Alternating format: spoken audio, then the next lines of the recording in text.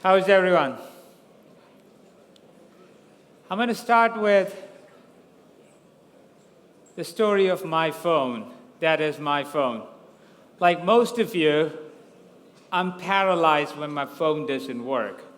So about 6 months ago, I noticed that my phone was progressively getting slower and slower to the point that it was practically unusable. So like most of you, I decided to call the customer service for the phone company. It wasn't easy trying to find a number, track these folks down, get on the phone, and then go through, press 1 if you have a problem with the phone, press 2 if you're Android, and I go through all the trouble to finally be put on hold and talk to someone after 20 minutes.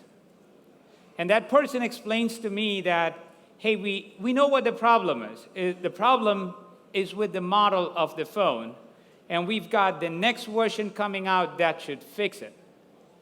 So I go, that's awesome. Why don't you tell me about the next version so I can plan to buy it? And she had no information. She couldn't tell me what it costed. She couldn't give me where I could buy it, all the stuff I needed to know. So she says, why don't you go check out the website again? And I go back, going to the website, navigating, finding the phone, finding the new version, checking it out, finding out how much it costs. I'm like, I want to buy this because I need my phone. And I'm prepared to pay the money. So I want to buy a phone. I can't find where to buy it. So I noticed there's live chat at the bottom. So I find the person and say, hey, listen, tell me more. Where can I buy it? There's a whole bunch of marketing stuff that you've thrown at me. I'm ready to buy. And she goes, you can't buy it online. There's no buy button. So you have to go to the store.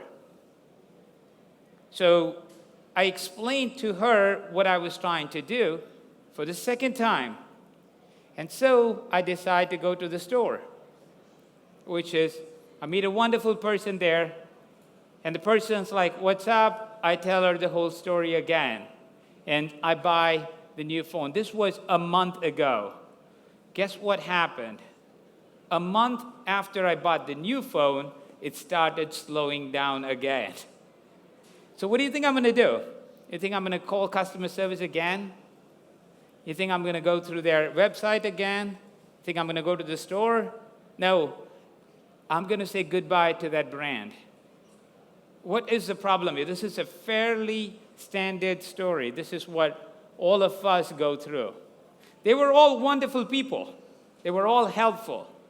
But none of them knew who I was. I had to repeat myself over and over again. Their web system couldn't talk to their call center, couldn't talk to the sales system. And I had to go there, repeat my story, and they were transactional with me. So I was so loyal to this brand, not anymore. And it's nobody's fault. So if you are a large company, I got news for you. I'm going to say the thing that you should be fixing but haven't paid a lot of attention to. Your front office is broken. Mr. Brand, your front office is broken. So if you work for a brand here, I don't mean to offend you. If you work for any type of enterprise technology software company, here is your biggest opportunity. And by front office, what I mean is your sales, your marketing, your customer care, your PR, your IR, your recruiting, anything that has to do with someone behind the firewall interacting with someone outside your firewall. And there is no problem with any one of those departments. There's no problem with any one of the channel tools you have. Your email systems are fine. Your call centers are fine. Your website's fine. Your content system is fine. Your CRM system is fine. Your ticketing system is fine. But it just doesn't work anymore. Your entire front office paradigm is broken and it needs to be fixed. And this wasn't this way when we got started. If you look at business, 50 years ago, If you looked at even like 30, 40 years ago, growing up in my town, there were like 20 stores. So if you had a problem, you walked into the store. So if you went to the bakery and you said, hey, this cake doesn't taste right, they just took the cake in and brought another cake back out to you. And they would go, hey, we just baked some coconut cookies. Would you like some? And knowing my family, my mom would have bought some. Now, what is that? That's a combination of customer service, marketing, brand building, sales, upsell, PR, all of that. But it was also just a conversation, just human beings interacting with each other. Someone in a store, in a business, knowing what the customer wanted, knowing them intimately, and giving them a product and a service that met their expectation. But what happens when you scale these businesses? So instead of a bakery in a corner, what if you're making 10,000, 20,000, 50,000 cakes? Then you need a sales team, you need a marketing team, you need a customer care team, and every one of those teams are going to start using all the channels available to them. They're going to have a store, they're going to have a website, they're going to have an email system, a call center, and they're going to buy software and technology for every one of those channels. And what happens when you do that at scale? When you have multiple product lines, when you operate in different countries, essentially, at some point, you stop losing the fact that your entire business is about taking care of customers. And you have all these systems and all the silos that you've set up, that working across them, bringing data across silos, bringing people to collaborate across silos, bringing content across silos, become impossible. And what happens is you lose the human in business. And the more efficient you became by losing that humanity in the past, the bigger you became as a company. What just happened? In the last 8 years, thanks to companies like Facebook, LinkedIn, and Twitter, businesses have to change again. We all know that customers are in control now. And they're in control because they're connected. They're connected using Facebook and Twitter and LinkedIn and 20 other channels like that. And because they're connected, they have more information than the brands do about their own products. And their voices are loud.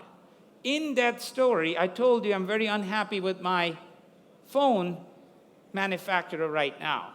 If I went to Twitter and I complained, 35,000 people will hear about it. If I went to Facebook and LinkedIn, I could have 60, 70,000 people get biased. And people are going to trust other people like them more than an advertiser. This is their world. This is the customer's world. Brands are just playing in it. And the expectation that customers have is that brands are going to listen. If they don't listen, your customers are going to make you pay for it. Consumers are going to make you pay for it. And they're going to go take their business elsewhere. So there's a massive expectation gap. When you ask companies or brands how well they are doing, are you taking care of your customers, 80% of the companies believe that they are actually delivering great experiences to their customers. You turn around, ask the customer that 8% think that they're getting a great experience from the brand. Now, what's a great experience? What's a great experience? Experience is the sum total of all the interactions. It's the product, it's the service, it's the store, it's the marketing, it's the advertising, it's the TV campaign, all of that. Now, the problem is there's no central infrastructure for a brand to manage experiences. And now companies need to be customer-centric to survive because the customer is in control. What happens if you don't? Why is it all of a sudden a big priority or have to be a big priority? Because if you don't become customer-centric, you are going to get Uberified. And if you look at Uber or Airbnb, yes, they do have different business models. But if you look carefully, every one of these new world big companies are able to manage experiences in a very contained way. Frictionless experiences that make it super easy for their customers to work with them. So if you are in any industry, regardless of how big you are, if you don't start thinking about your front office differently, if you don't start putting the infrastructure in to be able to see across channels, to be able to see across front office functions like sales and marketing and customer care, if you're not able to see across product lines, and if you're not able to see across the different markets you serve, you're not able to see a customer and speak to them consistently, someone's going to come in and own your industry.